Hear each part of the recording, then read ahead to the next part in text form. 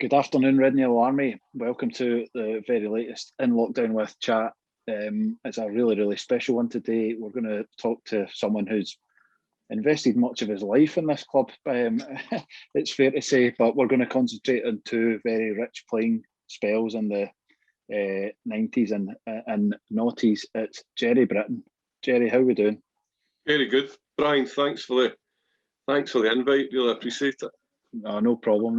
It's been one we've been keen to do for a while. Time is at a premium at the moment, but I'm going to spend the next half an hour or so just looking at your time on the pitch, which we go back away at the start and growing up as a footballer. I understand that you were training with Thistle at a very early age. Yeah, I played for West Park Boys Club, a local team, all my days, and I had been approached to come and train with Thistle when I was about maybe 12 or 13. Used to come in, and this was when it was the old dressing rooms. So it was a big thrill. We got to change in the away dressing room.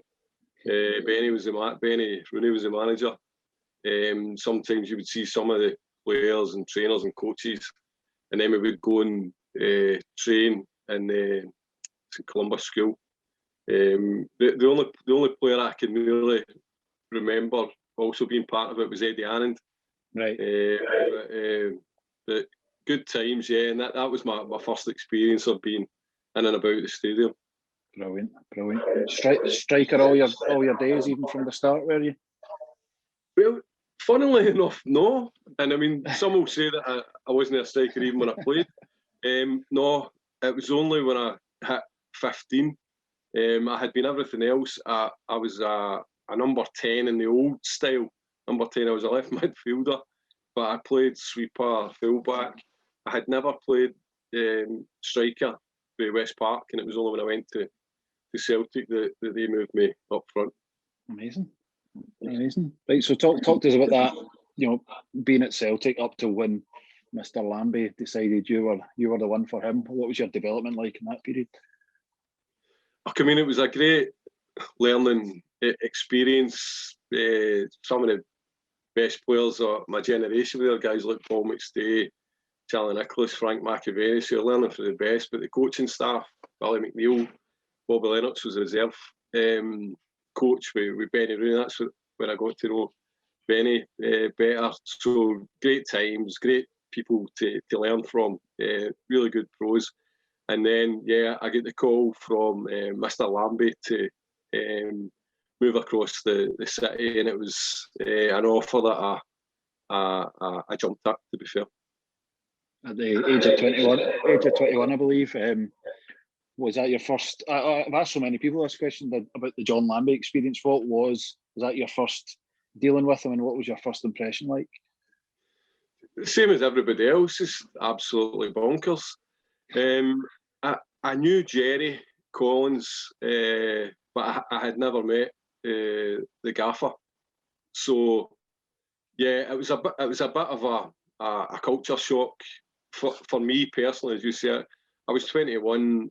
I was moving from a reserve squad. I had fleeted in and out of the first team at Celtic, but a reserve squad to then a fully fledged first team at Thistle in the Premier League. So it was a big step up for me. But in terms of the group I was coming into, in particular the staff, it was something that I didn't really anticipate. And his working methods, I mean, they were so successful and they worked so well for us as a club. But a lot of it you would never have found in a coaching manual. It was definitely a one-off, and the techniques he employed to get the best out of people, which he invariably did. I mean, I don't think there's many other coaches would wring a pigeon's neck to try and make a point to a winger that wasn't really having the best run of form, that if he didn't pick up, then that was going to happen to him, as he did to Paul Kinnaird one day before a game. Some weird and wonderful situations, but I mean, in terms of a coach that had an eye for a player, that knew how to get job done that was astute tactically as well. We tried to give the impression that he wasn't, but he knew the game inside out. So for me, again, progressing as a player and as a person, it was fantastic to come into that environment. Amazing. I mean, so many memories from this season we could pick out. I'm going to go through a few games and moments, but I guess overall, for someone who had a reputation for maybe banking on more senior players, you got a lot of game time under John, and that's exactly what you wanted. Oh yeah, I mean, I think I came into the side in the first season. I was more or less ever present, and that was exactly why I'd left Celtic. But I like to think I repaid John's faith. Probably Isaac English was maybe the only other player that featured prominently round about that time. And as you say, it was an experienced group. We had guys like Don McVicker, Ray Farnley, Davy Irons, Ian Cameron, George Shaw, Gordon Chisholm, Grant Tierney, guys, Bobby Law, guys that had been over the course plenty of times. So again, for me, it was brilliant as a learning experience coming into this different environment from what I'd been used to, and just it was a tough school. Don't get me wrong, but learning something every day on and off the pitch. Yeah, we'll talk about. Going to pick out 4. You can throw in any more of your own from season 92-93, but I want to talk about Celtic Park, Dundee at home, Tenants Sixes, and the Rangers victory. So, starting with Celtic Park, going back there, first of all, for you, like it was for Andy Murdoch, Paul McLaughlin, obviously, there's probably extra emotion around that day to come away with 3 points, and you have such a big part in it. Is it a day you can still remember? Especially the celebrations when George scored the winner, and then went into the Thistle end and threw his top into the crowd, and the gaffer was going mental, saying he was going to fine him for the jersey. But yeah, I mean, as you say, it was the first time I'd went back there since I had left. You always feel you've got a point to prove with any ex-club that you go back to.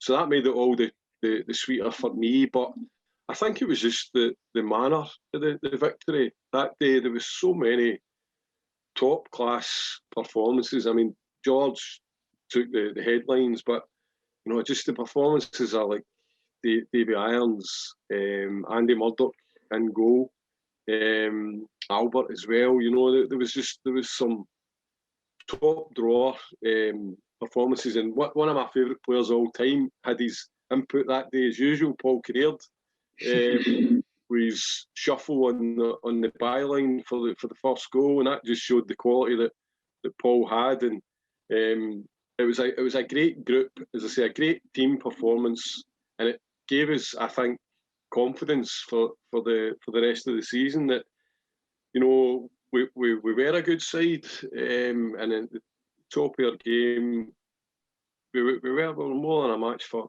anybody that season. Yeah, and you talk about Geordie, your relationship with him that season and through your career would be a kind of enduring one. I think people, your goal in that Dundee 6-3 game is probably not talked about that often, but another incredible game from Geordie's 4 goals to that Kevin Ratcliffe challenge on you. Still got the bruises for that. I mean, I know. I'm not sure if it was it Les Mottram might have been the manager that day.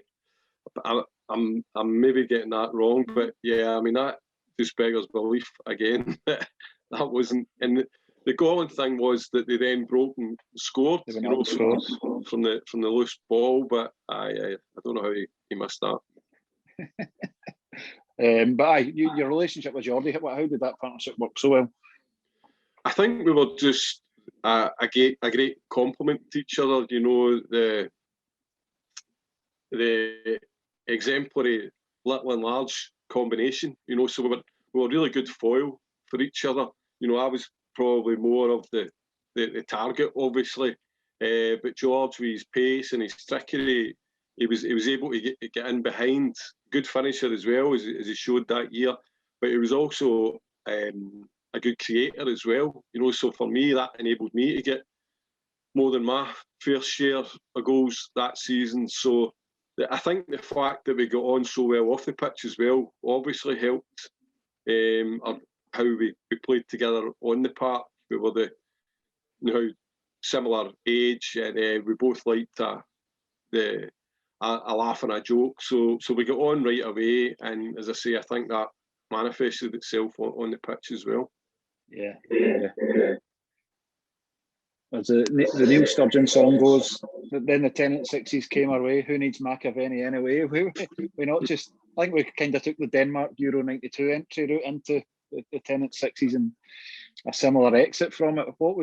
This is one of the things I suppose that's prompted this interview and now being the right time for it, was the McRae Mortgages January moment of the month and the Tenants Sixes victory, winning the vote. How do you reflect on that weekend and all that went with it? I guess not just on the pitch, but a good laugh off it too. Yeah, and that's my abiding memory of that group. You know, it wasn't just on the pitch; it was off the pitch as well, and not just the supporters played a big part of it as well. Not just the players and the staff. I mean, one of the things I remember most about that season as well, strangely enough, is celebrations after games. You know, as the end of season do at the Plaza, it's ending up in nightclubs after the Rangers game at the end of the season that we're going to talk about, but the Tenants Sixes as well. You know, Paul Kinnaird taking us to the Savoy on a Monday night. You know, what's going on? But that was just symptomatic of the sort of togetherness that the guys had on the pitch, carried on to what we did off the pitch as well. As they say, the Sixes, it's been great thinking about it the past week or so since the McRae Mortgages Award and getting the chance to hook up again, myself speaking to Paul McLaughlin and Andy Murdoch, David Irons, you know, and it just reminds you of the quality that was in that side, you know, fantastic players and some really, really good servants to the club as well. Guys like Bobby Law, you know, that Mr. Consistency. But again, they all complemented each other and added to the group off the pitch as well, which the manager made a big thing of, you know, how the atmosphere in the dressing room, and every single person in that squad played his part. And they did, and one of those just finally in the Sixes was the captain, of course, who got to lift the trophy, no longer with us, Don McVicker, a character as well as a good footballer. Oh, honestly, I could write a book about Don, about his exploits on away through the pitch, but just a lovely man. And again, for me at my age, you know, these were the guys that I was looking up to, and they were looking out for me, you know, on the pitch and off the pitch, you know. So I learnt so many good life lessons from guys like Don and Ray Farningham, you know, and Gordon Chisholm, you know, that stay with me to this day. But Don was just, as I say, a lovely man, hard as nails on the pitch, but off the pitch, just great fun to be with. Brilliant, great times, and you've given me a lovely segue into the next one, which is Rangers, by talking about Ray Farningham, and that game started no bad, and it certainly finished no bad. Probably, you know, a lovely touch to get round the keeper. Obviously, an easy goal to convert in the end, but although it was one of the easiest ones, it must be one that you look back on most fondly. No, because it's probably the fastest I've ever ran in a celebration. But I was just trying to get away from Willie Jamieson because I could see he was trying to cuddle me. What I actually remember about it, when the ball broke out, I think it was Davey had maybe had a shot, and the keeper stopped it, and it came out. And as you say, I was going to just blow through it, and I thought, right, 2-0 up. You bet a showboat, and I'll take it round them. And I always remember, just as I took it round them, I could just hear Albert's voice screaming behind me, screaming, "Let me hit it! Let me hit it!" and I put it in, and I'm thinking to myself, "Are you serious, Albert? It's an open goal here, partner. Do you think I'm going to let you put it in?" So he chased me. He chased me as well to the halfway line, but no, it was just. Obviously, we had so much more to play for that night. I don't want to take anything away from it. It's a 3-0 victory against either side of the Old Firm. That doesn't come along too often, but we knew if we won, we were staying up, and that was job done, and that meant so much to all the players, staff, and the club. So no, it was fantastic that we were able to do it on that occasion.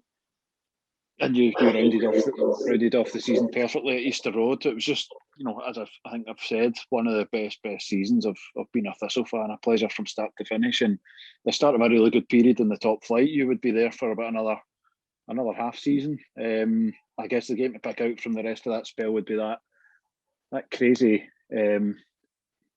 evening in Lanarkshire when we played Albion Rovers at Fir Park, and I think we came off 2-0 up at half time, and the fans weren't happy. That's right, I know, because it was a strange game, because sometimes you'll come off the pitch and you'll have had 20 shots at goal and scored one, and you think, how did we only score one goal or no win by more? But as you say, even going in, I remember going in at half time and we get a shuriken, because we didn't even deserve to be 2-0 up, probably. It was a pretty even game, and you would just never have anticipated what happened in the second half, where we were basically just scoring with every chance we were creating. And I mean, Ian Cameron scored 4, so he grabbed the headlines, but there was such a variety of goal scorers, which was, again, just exemplified the good team that we had, the good squad, that we had guys who were capable of filling a number of positions, but popping up to get on the end of things at the important time. Absolutely. Crazy night. You'd soon move on to Dundee. You had a pretty decent spell there and at Dunfermline, 2 other places you're very, very familiar with.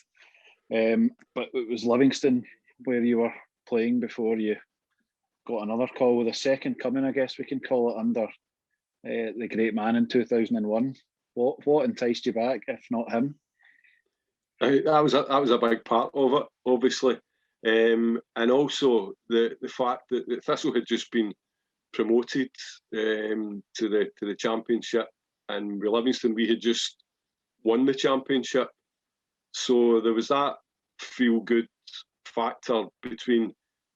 I think there was maybe 3 or 4 of us ended up joining at one time, as I say, which helped with Derek Fleming, Mark McCock, Paul Dees, and I think across maybe a couple of months, Jamie as well. Jamie Dolan came in, Toasty Alec Burns came in, so there was a real familiarity, and there was that winning mentality from those players, which it's hard to get rid of that feeling, So I knew John and Gerry, I knew what to expect, and as I said, I had been impressed with what I'd seen of Thistle in the season prior when they had won the second division. I knew quite a few of the players quite well. George, Alan Moore, Mark McNally had been part of the group. They moved on, but they say they were people that I was quite close to. So I always keep an eye out for Thistle, but particularly for your pals when they're playing in teams. So no, I was delighted to get the call, and really excited to work with John and Gerry again. Yeah. I think the young team will be booing at the mention of Alan Moore. He took on a whole different context in later years when we had that great battle with him. But that was another cracking dressing room for you to walk into. What would we, almost 10 years on, a different type of footballer, just blessed with great experience more than anything. But had you changed much? I think, to be honest, I mean, the group then was quite similar to the team that I'd played in. I was now the elder statesmen, you know, and probably like maybe Archie and a couple of the younger ones, they were my equivalent when I had played in earlier on. So again, right away, there was just a really good feeling in the group. You know, Danny Lennon, great captain, and again, great off the pitch. But guys like Martin Hardy, big Scott Patterson coming into the squad, Stevie Craigan, Kenny Arthur. John, as usual, was very astute in the transfer market. Not just the guys that I mentioned there, but some of his other signings he had brought. Trigger Scott McLean in previously. But it was a really strong group, and maybe not the bookies' favourites, but I think within ourselves, we realised right from the off that you know we had a good chance. Yeah, I think you make a great point there, and we'll maybe learn when you pick your best 11 at the end just which of those teams was the stronger. It feels like they were a pretty good match for each other, both on and off the pitch again. But we'll talk about the league, the culmination of the league campaign in a minute. But what also happened that year was a terrific Scottish Cup run. Took us all the way to a semi-final at Hampden, and we've got to pick out that night at Dens Park, which just a sensational, one of the best goals we've seen in the last 30, 40 years in a Thistle jersey. It really is. What do you remember about that one? The night and the goal? It's funny because that night I had been out the team, and John had just put me back in, really just to rest Trigger. We had sort of been in and out, so I was playing that night. But I remember the goal was early on, but just before I scored, I had hardly touched the ball, and I had this one chance, and it was a really good chance. And I cut in, there was an edge of the box, full goal to aim for, and I had sclaffed it and put it way past the post. And I just remember, because I'd played at Dundee previously, and there was this one section just giving me absolute pelters for this miss, and I thought, right, that's noted. So then the move, actually, I know when you look back, I think it was Big Paddy Kelly, another fantastic pro who'd been at Livingston with me the year before. So Paddy picked it up, played Paul Walker. Played banjo. James McKinstry, I think James started the move off and found Paul Walker wide. The ball seemed to be going out of play, and Paul just produced an audacious flick to keep it in. Not even, it was as if it was psychic, because it fell for me perfectly, and it hadn't even looked. So he flicked it back to me, and I managed to take a good touch, and then put it in the net from outside the box, which was a new thing for me. But just right away, it's funny, just that wee penny dropped my mind, and I thought, where's that Dundee fan? So the boys were chasing me to try and grab me, and I just kept saying, come over here, right in front of the Dundee end, so that we could give them a wee special mention. Was that the best goal for Thistle, best goal you've ever scored? But yeah, without a doubt, I scored maybe 3 or 4 outside the box for Thistle, but just the whole move, and again to set up the victory. We're playing against a Premier League side, a really strong side in Dundee at the time. So Andy Gibson getting the winner later on, it just exemplified the good feeling of the season, you know, and set us up for the semi against Rangers eventually. If you're going to score a goal like that, do it when the BBC cameras are there. That's the lesson.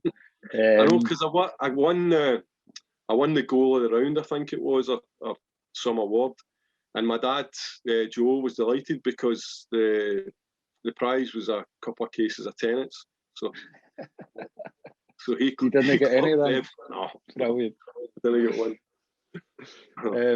The semi-final itself, how do you reflect on that? It was always going to be a big ask, but just, I suppose, the occasion and to be playing in front of that many Thistle fans was the positive. Oh, it was absolutely brilliant, you know, and it gave you a taste for, you know, how to try and recapture that again, because as you say, the crowd that day was magnificent, and we went behind early on. We were up against it right from the off, unfortunately, and I remember just kept thinking, you know, how good it would be if we could just get a goal. Now, to be honest, we had 2 or 3 half chances, but we never really looked as if we were going to get back into the game. But yeah, I mean, I think the support seemed to enjoy themselves anyway. A fantastic occasion. I think we told the opposition fans that day that we preferred Brit to Flo in certain ones. But no, it was a fantastic cup run, but an even better league campaign, because by that point we were, you know, just about getting over the line's probably the wrong phrase, because we deserved to win that title by a good margin. But I suppose the 2 standout moments for me that I'll remember that involve you would be, you know, the game at Love Street and the celebrations after, the Willie Howie t-shirt and all the fun and games that came with that. And then we'll talk about Flag Day in a moment. But that going back to Love Street, that was one of the top days of your Thistle career, I'd imagine. Oh, it was magnificent, and as usual, I was on the bench, so I got introduced later on, once everything was settled and the boys had went into I think we went 2-0 up from my recollection, and Derek obviously Derek got the really bad injury scoring the second goal. So that took a bit of the edge off the celebrations, I've got to say, for us. But I mean, at the time on the pitch, when you just looked behind that goal and all you could see was a sea of red and yellow, and you knew how much it meant to our support. They knew they were going back to the Premier League, and for the squad as well. A culmination of a really, really good season. They had worked so hard. A really, really good group, and thoroughly deserved. And again, it might be something to do with me, but the celebrations after it, you know, just added to it. We ended up, we had a wee shout out to Willie, who had a really bad injury previously, and had ended up in hospital, but he was on the mend, so we're just giving him a wee boost. But then we went back to the stadium and then made our way down Maryhill Road, stopping off in quite a few pubs for a wee half and a half, before we made it into the city centre eventually to finish off the night. And just to say, great times, because you're spending time with, you know, people that wanted the same as you and knew how to celebrate when they achieved what they'd set out to do. Absolutely. I think there's this phrase, and you'll hear it when people talk about players in those circumstances, that say that, you know, the older player goes to the younger player and says, soak this up, make the most of it, because it doesn't come round too often, and it's a cliche, but you know, it's not dissimilar for fans. You know, when these times come, you just need to absolutely milk it, and it's safe to say that the celebrations were milked. And I'm just pleased to report that you recovered to take the pitch the following week and round things off perfectly with the winning goal against Wraith Rovers, which, you know, I can only imagine doing that in front of, I assume, family were there, and, you know, the end of the season, you're the one that gets the winner. Again, we're talking about really, really special memories here. Oh no, brilliant, as you say. All my family were there, and one of my abiding memories is, as you say, it's at the end, and I had got 4 daughters now, but 3 of them were born at that stage. We could only get 2 of them on the pitch in their kit, but yeah, just going round the pitch with them and just soaking up the atmosphere and the smiles and the hugs for all the supporters. It's fantastic, and as you're right, it's times like that just make everything worthwhile, not just for players obviously, but for the supporters as well. Everything that supporters go through week in, week out, year after year, but you get occasions like that, and if you don't make the most of them, then you've definitely got a problem. Absolutely. Could talk all night, Gerry. I'm going to look at the Premier League season the following year, which was just obviously John's swan song, but another great season. You seem to have a bit of a habit scoring against your former clubs or future clubs that year. Scored against Dundee, Dunfermline, Motherwell. I think that game against Dunfermline at Christmas sticks out because we were just on fire at that point. We beat them 4-0 and absolutely lethal, and it felt like for 3 seasons it was just this positive momentum and a team that really believed in each other. Yeah, no, they did, and what John was really, really good at was he knew when he had to make changes. He wasn't sentimental. He knew if there was a gap or if there was a weakness, and he would fill it. And he did it every year that I worked under him, and he did that for that season. He brought in players to freshen the squad and to give us that wee edge at times that we needed. And yeah, there was some great team performances, both in an attacking sense and at the back as well. We were really under the cosh at times and seemed to roll the sleeves up and hang in. But going forward, we had some really special attacking talent and guys in the middle of the park that could create. So it was a great blend, and to eventually get there in the end and sustain our status again was just so satisfying, again for everybody concerned. Mm-hmm. But by this point, you're well known as the King of Spain. I've heard so many theories. What's your theory? Where the hell did that come from? I mean, I've heard some that I can't repeat, but I mean, I like the thought of a supporter just being on the coming back from the Dundee game and just trying to out-sing his mate and just saying, right, what does this one sound like? And just going for it, and his mate going, what are you talking about? And then I sing it again. And then before you know it, somebody else is like, that sounds all right.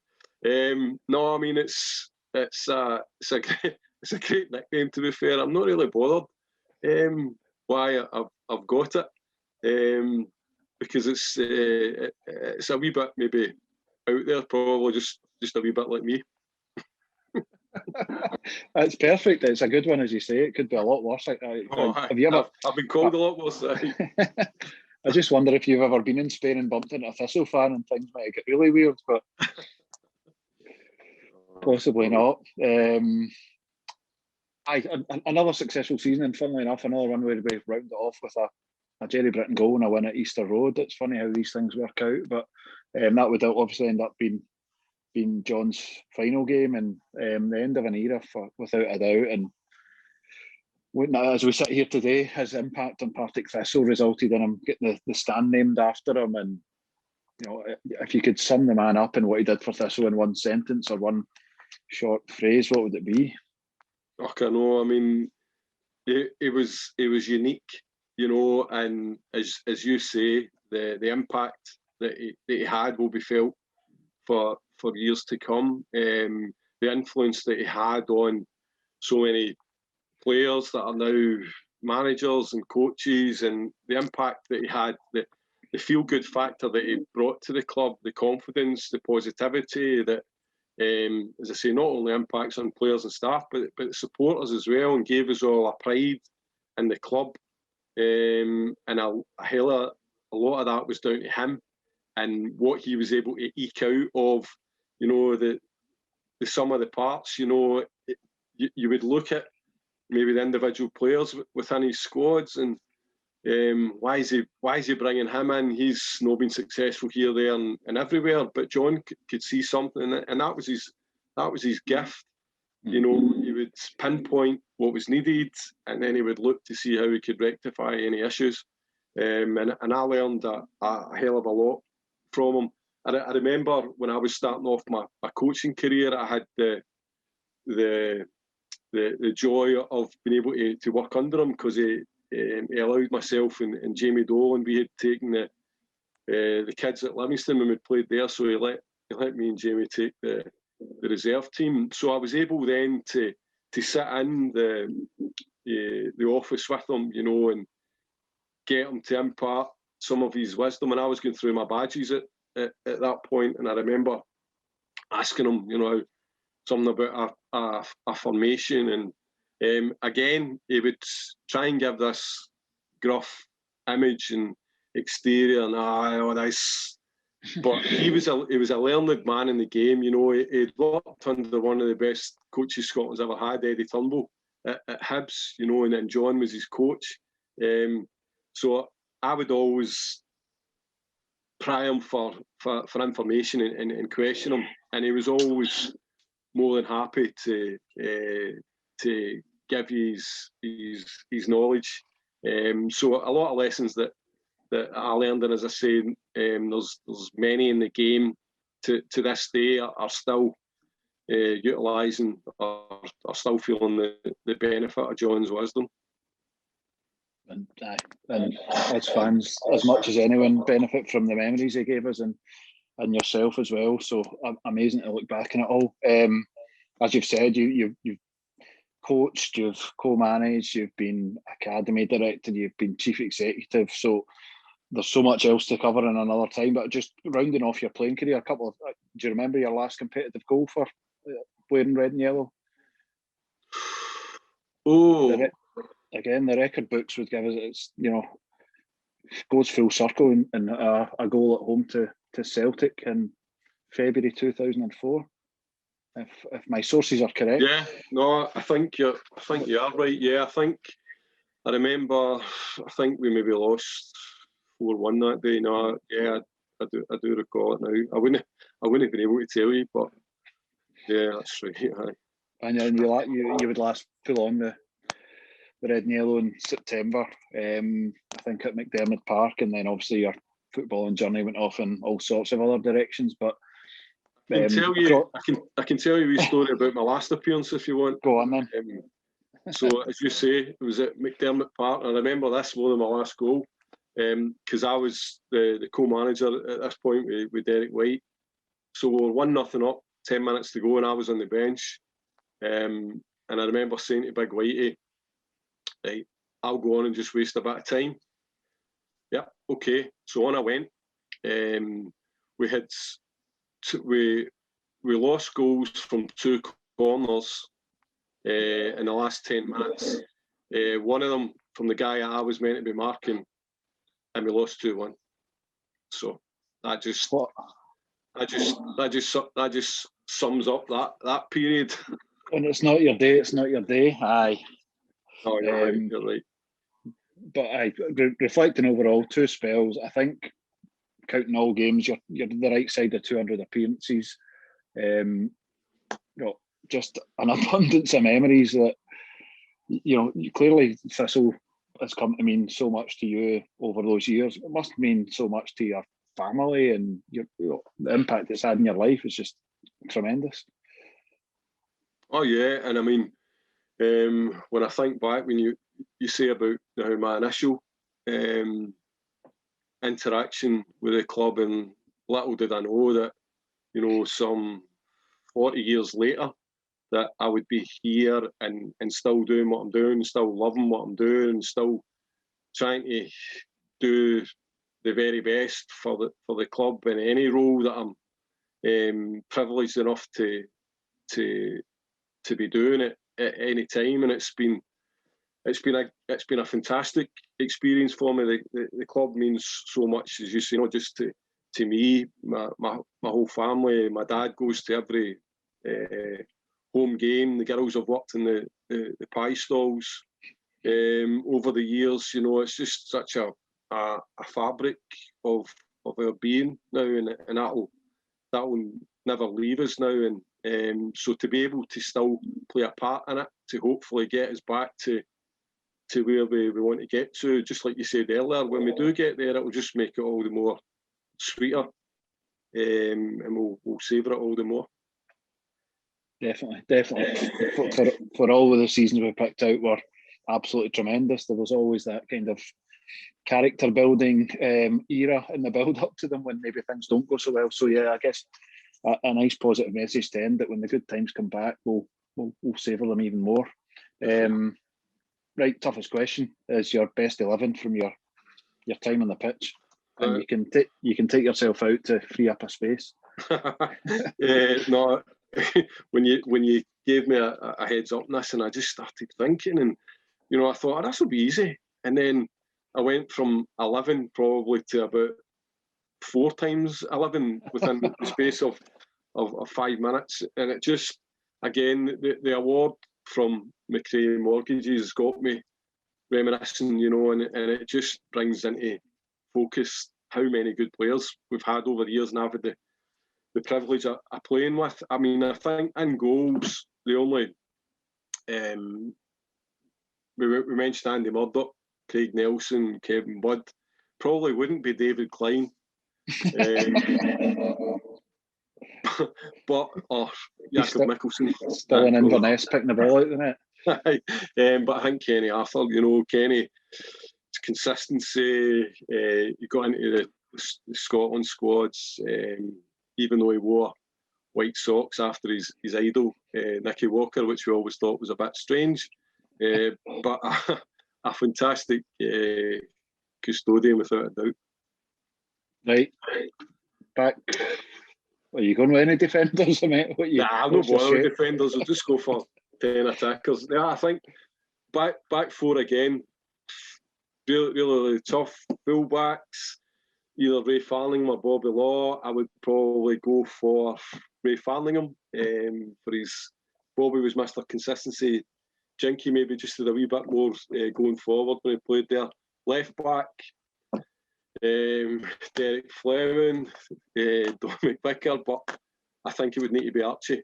You know, just so consistent. He could go forward. If he was playing today, he's an exemplary fullback. You know, somebody that can get up and down, but a really tough defender as well.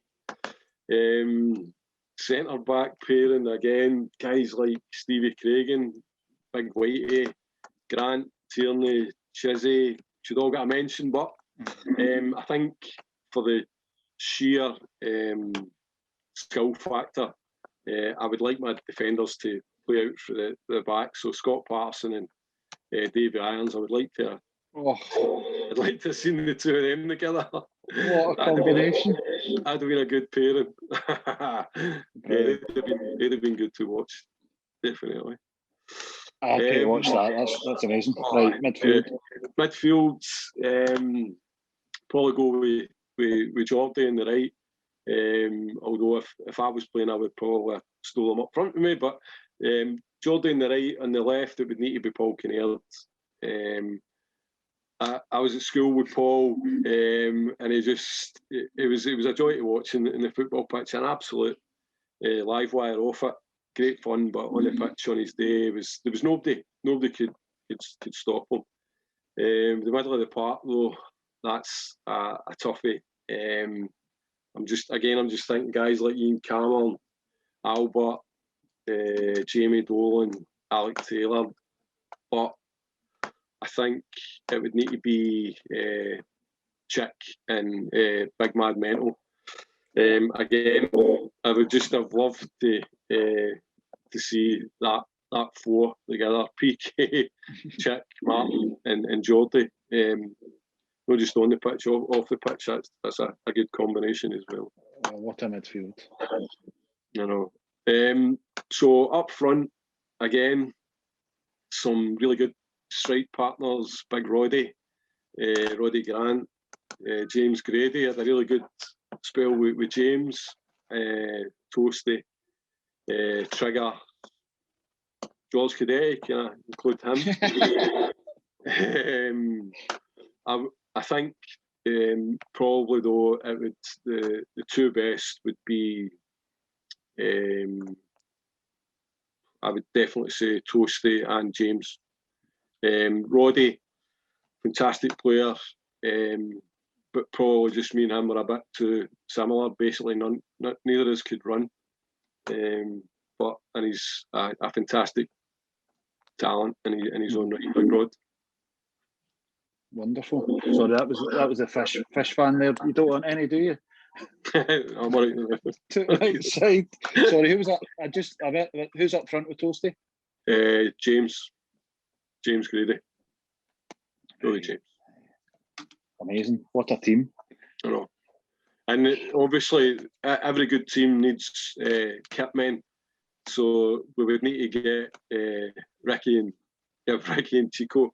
I mentioned because again we talk about John and Gerry, but the two of them were such an important part of what made us tick as a group, and just got us up for games and training and situations that you needed a wee lift. They were the top men. That's outstanding. I'm starting to say this too often, that I think that's the best team we've ever had, but I do think that's the best team we've ever had. I think it's just got that. It's through the spine of the team. Patterson and Irons at the back would be box office. Hardy and Chick. I mean, we had the two of them and Geordie Shaw in the midfield together for our night, last season, and Chuck Paul Kinnaird in there, and it's just dynamite. And then the two boys up front are going to get you goals galore. And we had, without a shadow of a doubt, a great interview with Toasty last week talking about his hat-trick against Kelly. So what a team. And it just shows you, as you said, the embarrassment of riches over those periods that you had probably 30 or 40 you could have considered, but well done for whittling it down. And brings us to the end of what's been an absolutely fantastic, almost an hour now, I think. I hope the Helensburgh to Bishop Briggs Wi-Fi stood up there okay, because at times it was a wee bit borderline, but hopefully all the fans enjoy it as much as I've just enjoyed it. And I guess to leave you with a chance to give a wee message to supporters at this time, and included in supporters we'll obviously talk about the sponsors and those who continue to back the club. I know it's been such a positive aspect of what's been a negative period for everybody. I mean, not just the club, but away from the club. The backing we've had from the supporters and the sponsors has been really uplifting. At times, I'll go into the stadium in the morning and there'll be a letter, and somebody will have sent a cheque in, to help us out, and all the initiatives, that the GoFundMe page, just everything that the sponsors have backed us, and that's been the real positive aspect, and that gives you a real will within the club, to make sure that we can get back as soon as we can, as I said earlier, to where we want to be. And we know it's been really tough for everybody, and for us as a club, we seem to be the one that's bearing the brunt of everything. But it's all the gestures that the supporters have made, and we know it's not been easy to do in the circumstances, but they have, and we really hope that we're able to repay that in the months and the years ahead. You're here. Well said, Gerry. Well said. Yeah, look, we've loved talking about your playing career. You've done so much other stuff for the club. I suggest when we get training back, we maybe make you head of volleying as well, volleying coach. Looking back at that Dens Park night has evoked some brilliant memories, but it's been an absolute pleasure